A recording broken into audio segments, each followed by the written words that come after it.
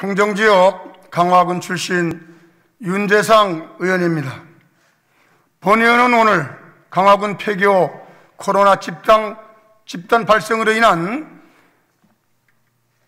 지역 주민 피해와 고통을 알리고 재발 방지 대책 마련을 촉구하고자 합니다. 지난 3월 강화군 길상면에 위치한 폐교시설 무단 점유하고 합숙 생활을 하던 업체에서 약 60명이 무더기 코로나19 환자가 발생하는 초유 사태가 일어났습니다. 해당 폐교는 2001년 폐기되어 한빛 건강수련원이 2002년부터 약 10여 년간 강화교육지원청과 대부 계약을 맺고 수련원으로 사용하고 있었으며 대부 기간 중 2009년 10월부터 2년간의 임대료인 약 6,200만 원을 납부하지 않았고 대부 기간 종료 후에도 무단으로 점유하고 있었습니다. 이후에 교육청은 명도 소송과 강제 집행 시도 중에 2015년부터 해당 업체가 무단으로 들어와 합숙 생활을 하고 있어 강제 집행 대상자인 수련원과 실제 점검 중인 업체가 일치하지 않아 강제 집행은 무산되었다고 하는데, 교육청은 2012년 명도 소송을 제기하고 2017년 강제 집행을 시도할 때까지 폐교를 누가 점유하고 있는지조차 확인하지 않았다는 겁니까? 교육청과 강화교육지원청은 분기별로 점검을 했다고 하는데 어떻게 모를 수가 있습니까? 형식적으로 업무하지 말고 정신 똑바로 차리고 업무에 집중하십시오. 잠시 화면을 보시겠습니다.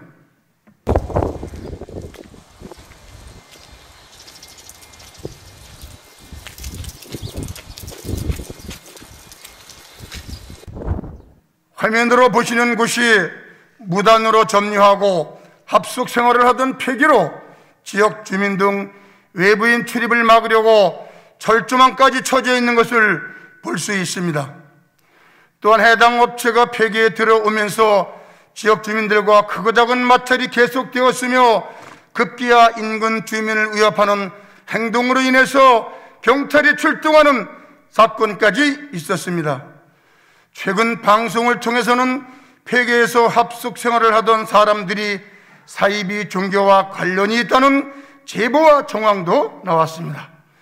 이러한 극박한 상황 속에서 기존의 폐교에서 생활하던 격리자 5명은 다시 폐교로 들어와 생활하고 있으며, 지역 주민들은 코로나가 종식되지 않는 상황에서 해당 업체 관계자들이 다시 폐교에 몰래 들어와 제대로 된 방역 조치도 없이 합숙 생활을 계속하여 이후에 코로나 감염이 재확산되지 않을까 불안과 공포에 떨고 있습니다. 또한 강화군은 수도권이 대표적인 관광지로 관광객들을 위한 800개 이상의 펜션, 민박 등 숙박시설과 약 1,700여 개의 식당 및 카페 등이 즐비한 곳입니다. 그러나 지난 코로나 확진자 집단 발생으로 인하여 인근 숙박시설과 음식점들은 예약 취소에 따른 주민들의 막대한 피해는 어떻게 보상할 것입니까? 도성은 교감을 비롯한 공직자 여러분, 불법 무단 점유자들이 퇴거를 위해서 현재 진행 중인 법정 소송뿐만 아니라 지역 주민이 안전한 주거환경 조성을 위한 특단의 재발 방지 대책과 주민들이 공감할 수 있는 피해 지원 대책을 마련하십시오. 또한 폐교 울타리의 혐오스러운 철조망 제거 등 환경 정비를 실시하십시오. 해당 분교는 지역 주민 기부로 조성된 학교로 폐교는 무엇보다 주민들을 위한 편의시설이나 문화, 교육의 공간으로 활용되어야 합니다. 강화군의 폐교들은 지리적으로 좋은 터에 마을 중앙 위치에 자리 잡고 있어 주변 공간이 우수하여 공익 활용 목적에 맞추어 시설을 조성한다면 지역 발전에 크게 기여할 수 있음에도 불구하고 지역과 관계없는 외지인 등에 임대되거나 상당수 폐교가 방치되어 있어 미관을 해치거나 범죄의 온상이 될 수 있는 우려가 있습니다. 교육청은 조속한 시일 내에 이러한 우려를 불식시키고 폐교가 주민들이 문화, 복지 증진이 본래 목적에 맞게 활용될 수 있도록 대책을 마련하여 조치하시기 바랍니다. 본의원은 교육청이 소극 행정에 대해 한 가지 더 지적합니다. 교육청에서 자체 활용하고 있는 흥왕초등학교는 현재 사용하지도 않고 사용 계획도 없으면서 지역을 찾는 관광객들에게 주말과 공휴일에 주차장으로 활용하겠다는 주민들의 요구를 무시하고 엉뚱한 이유로 개방 안 하는 것이 바로 도성은 교육감이 이끌고 있는 인천시 교육청입니다. 지역 주민을 위해 주차장 등으로 임대하여 활용할 수 있도록 우선 배려하시고 진행 대응 내용 보고 바랍니다. 화면을 보시기 바랍니다. 언론 보도에 따르면 교육감 포함 7명 개인 휴대폰 요금 수년간 지원, 도성은 교육감 교장 공모제 비리 의혹과 사과,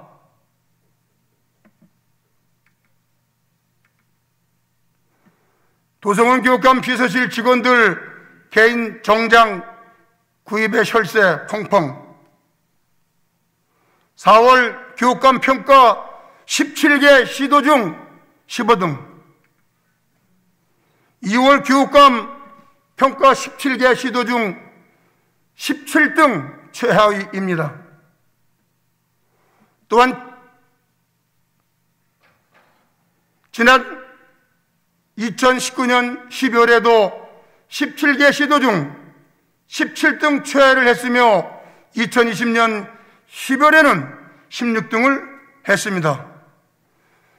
여러 교육감 후보 중에 가장 적임자이며 잘할 줄 알고 도성은 교육감이 교육행정 최고 책임자로 선출됐는데 인천 시민들이 얼마나 실망하겠습니까?